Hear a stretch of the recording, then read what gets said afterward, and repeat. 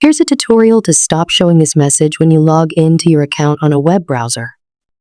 This is the privacy setting you can enable from any Apple device signed in with the same Apple ID.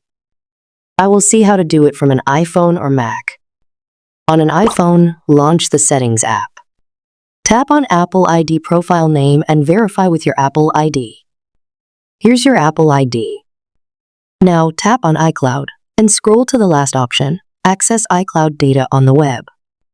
Enable this toggle to access your iCloud account on a web browser.